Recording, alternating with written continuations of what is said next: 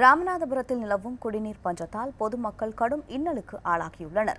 பல கிலோமீட்டர் தூரம் சென்று தண்ணீரை சேகரித்து வாழ்வாதாரத்தை நகர்த்தி வரும் அவர்களது இன்னலை படம் பிடித்து காட்டுகிறது இந்த செய்தி தொகுப்பு. தமிழகத்தின் வறண்ட பூமி என அழைக்கப்படும் ராமநாதபுரம் மீண்டும் குடிநீருக்காக அல்லாடும் நிலைக்கு தற்போது தள்ளப்பட்டுள்ளது.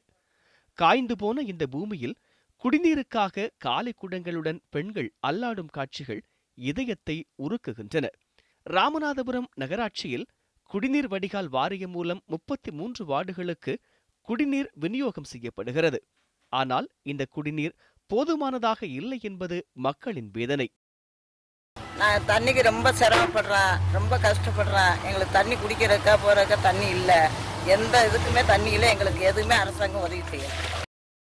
கோடை காலத்தில் வெயில் வாட்டி வதைக்கும் இந்த வேளையில் வீடுகளில் உள்ள கிணறுகளில் நீர்மட்டம் குறைந்து தண்ணீரே இல்லாத நிலை காணப்படுகிறது.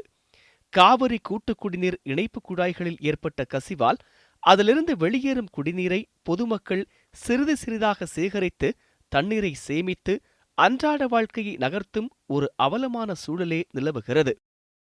இப்ப நாங்களும் நிறைய இடத்துல மனு கொடுத்து பார்த்துட்டோம், கலெக்டர்கிட்ட போய் மனு கொடுத்து பார்த்துட்டோம். எந்த இதுமே எங்களுக்கு கிடைக்கவே இல்லை.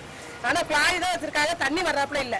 எப்பதான் நீங்க தண்ணி விடுவீங்க? நாங்க இதனால ஒரு வேலை வெட்டி கூட நாங்களும் அன்னாடு தொழில் பாக்குறவங்க தான்.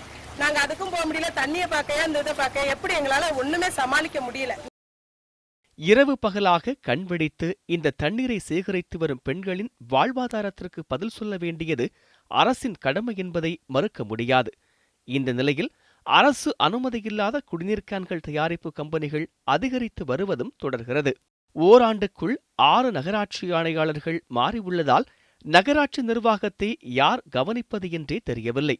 மக்களின் இந்த வேதனைக்கு அரசு அளிக்கப் போகும் பதில் என்ன என்ற கேள்வி இங்கே பிரதானம் பெறுகிறது.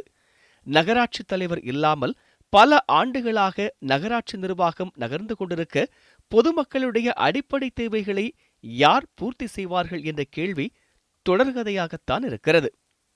குமார், நியூஸ் 7 தமிழ், ராமநாதபுரம்.